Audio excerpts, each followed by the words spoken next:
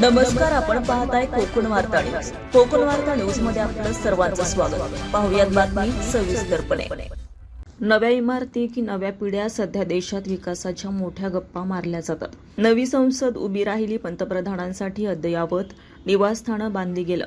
पण ज्या शाळांमध्ये देशाची भावी पिढी घडते तिथे मात्र अजूनही साधं छप्पर धड नाही. गावातल्या शाळेत शिकणारी शेतकऱ्यांची मुलं देशाचं भवितव्य नाहीत का? जेव्हा आपण बांधावर उभं राहून पिकांचं योग्य नियोजन करून उद्याची स्वप्ने पाहतो, तेव्हा आपल्या लेकरांच्या शिक्षणाचा पाया जर कच्चा असेल तर आपण कोणतं भविष्य घडवत आहोत? शहरी विरुद्ध ग्रामीण दरी वरसे शहरांमध्ये डिजिटल क्लासरूम, स्मार्ट बोर्ड आणि एसी शाळांची चर्चा होते, तेव्हा आमच्या गावातल्या लेकरांच्या नशिबी अजूनही कित्येक किलोमीटरची पायपीट, पिण्याच्या पाण्याची गैरसोय आणि स्वच्छतेगृहाचा अभाव हेच वास्तव उरतं. जोवर तळागाळातील शेतकऱ्यांच्या, कष्टकऱ्यांच्या मुलाला दर्जेदार शिक्षण मिळत नाही, तोपर्यंत प्रगतीच्या या सर्व आकडेवारीच्या आलेख फोल आहे.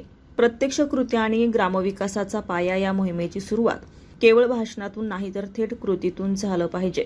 स्थानिक प्रशासनाला आणि गावाचा सर्वात महत्त्वाचा दुवा असलेल्या सरपंच पदाला या प्रक्रियेत सामावून घेणं ही अत्यंत रणनीतिक आणि अचूक दिशा आहे. गावचा कारभारी जर शाळेच्या पाठीशी उभा राहिला तर व्यवस्थेचं रूप पालटायला वेळ लागणार नाही. एक जागरूक नागरिक म्हणून मला असं वाटतं की प्रश्न फक्त युवा रोजगार संघ किंवा कोणत्याही एका संघटनेचा नाही.